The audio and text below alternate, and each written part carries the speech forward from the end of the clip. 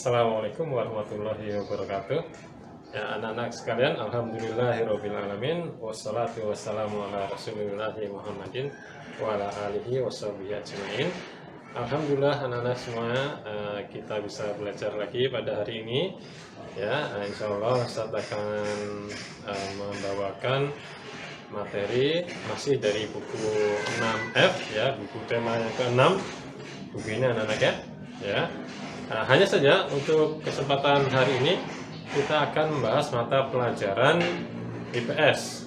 Ya, Ustadz akan mencoba merangkumkan dari buku kalian ini, jadi supaya lebih bisa dipahami. Kalian siapkan buku 6F-nya, kemudian kalian lihat ya, di situ ada beberapa halaman. Lihat di dalam daftar isi ada beberapa halaman yang memuat pelajaran IPS.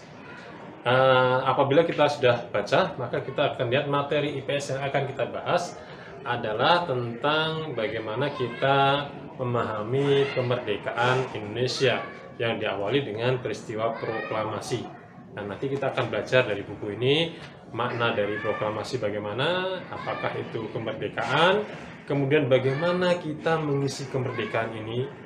Selanjutnya juga bagaimana kita mempertahankan kemerdekaan ini. Kemudian tidak lupa anak-anak sekalian ya, bagaimana bersikap agar kita menjadi hamba Allah yang bersyukur atas nikmat kemerdekaan yang diberikan pada setiap warga negara Indonesia. Ya, baik anak-anak, silahkan siapkan diri kalian, siapkan bukunya ya. Kemudian simak video berikut ini. Ingat anak-anak ya, jangan lupa untuk menuliskan nama kalian pada kolom komentar sebagai bentuk kehadiran kalian ya. Jangan sampai lupa ya, tulis nama kalian pada kolom komentar sehingga Ustadz bisa melihat kehadiran kalian. Silahkan disimak videonya.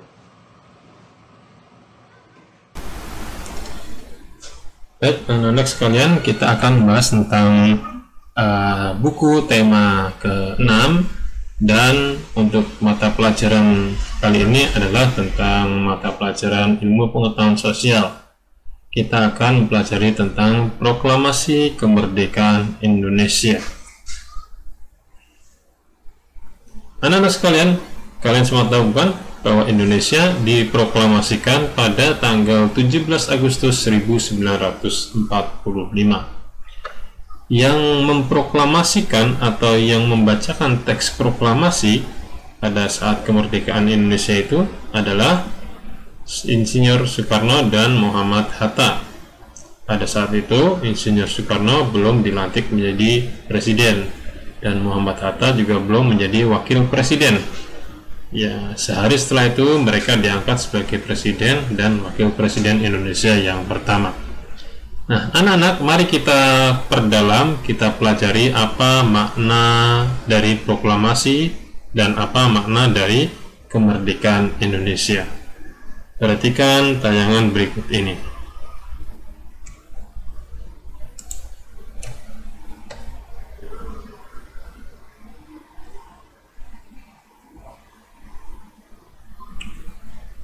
Sebuah foto ya, arsip nasional ketika Bung Karno atau Insinyur Soekarno membacakan teks proklamasi didampingi oleh Muhammad Hatta yang ada di sebelah kanan foto tersebut. Bacaan teks proklamasi ini adalah pada tanggal 17 Agustus 1945 yang dengan dibacakan proklamasi ini anak-anak ya, Indonesia menyatakan diri sebagai bangsa yang telah merdeka bebas dari penjajahan. Nah, ini adalah teks proklamasi yang sudah diketik ya. Jadi teks proklamasi ini awalnya adalah sebuah tulisan tangan, kemudian diketik oleh Sayuti Malik dan kemudian diarsipkan seperti ini. Proklamasi. Kami bangsa Indonesia dengan ini menyatakan kemerdekaan Indonesia. Hal-hal yang mengenai pemindahan kekuasaan dan lain-lain diselenggarakan dengan cara saksama dan dalam tempo yang sesingkat-singkatnya. Jakarta 17 Agustus 1945. Atas nama bangsa Indonesia, Soekarno Hatta. Nah, anak-anak, itu tadi adalah rekaman suara dari pembacaan teks proklamasi oleh Bung Karno pada saat itu belum menjadi presiden. Nah, mari kita pelajari apakah makna dari proklamasi tersebut. Anak-anak sekalian, proklamasi merupakan pernyataan kemerdekaan negara secara de facto. Jadi, pada saat dibacakan teks proklamasi, itu artinya negara Indonesia menyatakan kemerdekaannya secara de facto. De facto itu adalah secara kenyataan. Untuk menjadi negara yang resmi berdiri, maka harus ada pernyataan secara de facto dan diperkuat dengan pernyataan secara de jure. De jure adalah pengakuan dari negara-negara yang lainnya. Jadi makna proklamasi adalah pernyataan kemerdekaan negara secara de facto. Selain itu, proklamasi juga bermakna sebagai titik puncak perjuangan bangsa Indonesia. Kemerdekaan Indonesia, anak-anak ya, setiap tanggal 17 Agustus 1900 setiap tahun tanggal 17 Agustus kita akan memperingati kemerdekaan Indonesia. Nah, kita harus tahu makna kemerdekaan itu apa. Ya, yang pertama, kemerdekaan itu artinya adalah bebas dari penjajahan.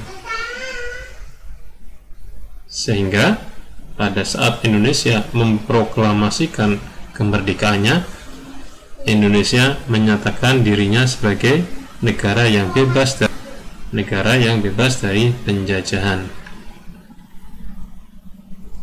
Tujuan kemerdekaan Indonesia terdapat pada Undang-Undang Dasar 1945 pada bagian pembukaan, yaitu pada alinea yang keempat. Ada beberapa hal. Yang pertama, tujuan kemerdekaan kita adalah melindungi segenap bangsa Indonesia dan seluruh tumpah darah Indonesia. Yang kedua, memajukan kesejahteraan umum. Yang ketiga, mencerdaskan kehidupan bangsa.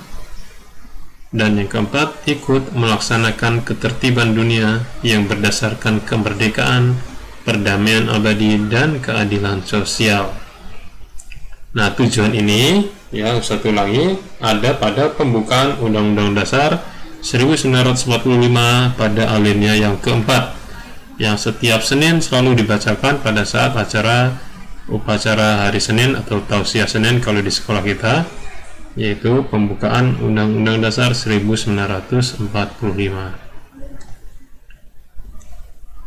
Nah, anak-anak, setelah kita mengetahui tujuan dari kemerdekaan kita, maka kita harus melakukan upaya-upaya untuk mewujudkannya. Perhatikan baik-baik upaya-upaya apa saja untuk mewujudkan tujuan kemerdekaan Indonesia. Yang pertama, menjalankan kewajiban sebagai umat beragama. Sebagai rasa syukur kita atas kemerdekaan yang dilimpahkan oleh Allah Subhanahu wa taala, maka kita wajib menjadi hamba yang selalu bersyukur atas nikmat dan karunia-Nya. Yang kedua, anak-anak, kita harus belajar dengan giat dan rajin. Kenapa kita harus belajar dengan giat dan rajin? Karena pembangunan negara kita memerlukan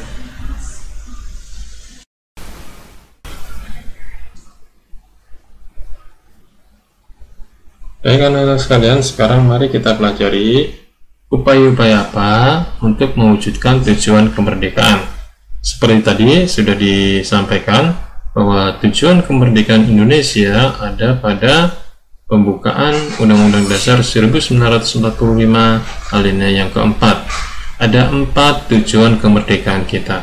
Sekarang upaya-upaya apa saja yang harus kita lakukan untuk mewujudkan kemerdekaan Indonesia tersebut?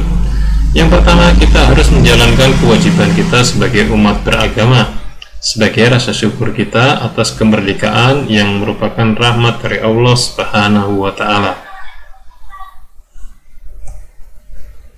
Yang kedua, kita harus belajar dengan giat dan rajin, karena untuk membangun Indonesia diperlukan sumber daya manusia yang giat dan rajin dalam berbagai macam ilmu pengetahuan.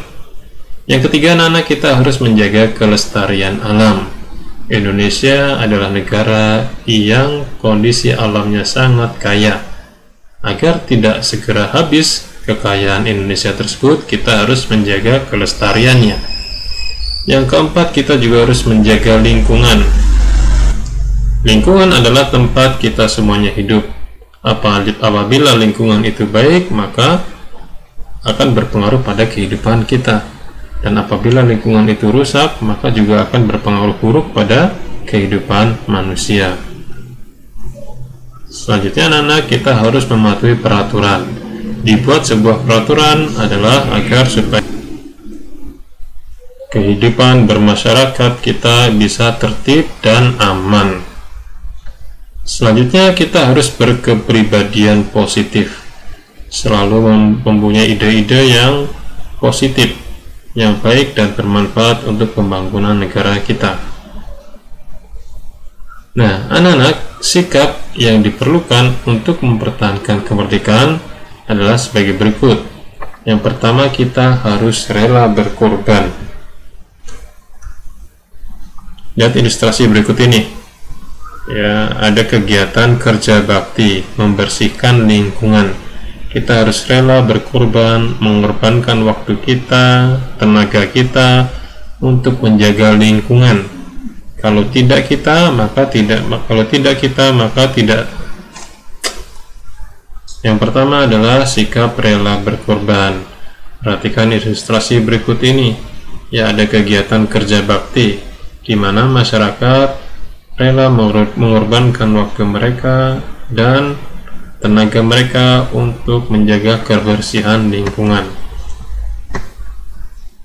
Di antara bentuk rela berkorban adalah kita juga bekerja sama membersihkan halaman rumah kita. Kemudian cinta tanah air dan membina persatuan dan kesatuan.